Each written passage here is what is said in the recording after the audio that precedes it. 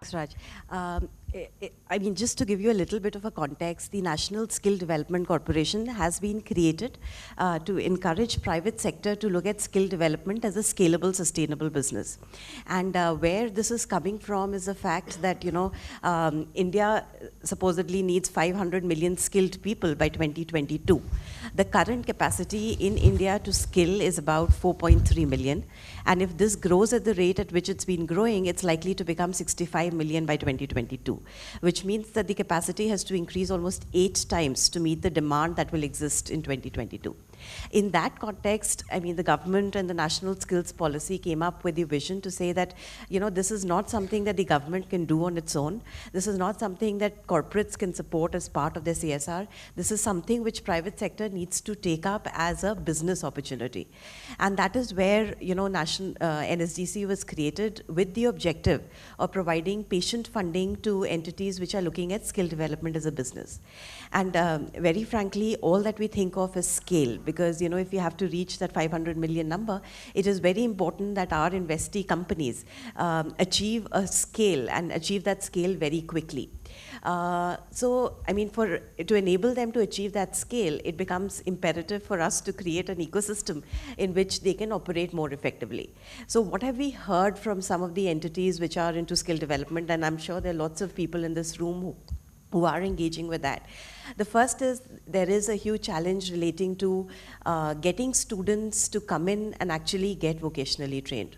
That is coming out as as one of the biggest challenges in India. And it stems from a little bit of a cultural context in India where, a person would rather be a graduate and be unemployed than be vocationally trained and employed. Right. The second challenge is that today there is a government certification, but there is no industry certification for vocational skills. And the third challenge is lack of good quality trainers. Right? And in addition, there is a little bit of information asymmetry that exists in the market in terms of where are the people, what is the aspiration, and where are the training providers going to be located. Right? So these are some of the ecosystem challenges that we see, and there are quite a few things that are being done to plug these issues. And I'll just take an example of one of the challenges, which is the biggest, which is to say student mobilization, or how do you get candidates to come to classrooms. So there were two issues identified there. The first one was that there was a genuine inability to pay, because a lot of the candidates who were to get vocationally trained came from backgrounds where even paying 2,000 rupees, 5,000 rupees for a course was difficult. And the second challenge was about an unwillingness to pay. Right, so on the unwillingness part, there are a couple of initiatives which are being taken. For example, there is a national campaign which is going to come up to say that, the tagline being Hunar hai to Qadar hai, which essentially means there is pride in vocation. So it's going to showcase, for example, the guy who made Sachin Tendulkar's bat, right, to say that, who is the star, real star behind the star. So that is one thing which is going to, go deep into every part of the country. The second is, there is, and I'm sure a lot of you have heard about it, something called the World Skills Competition, which is organized once every 2 years globally.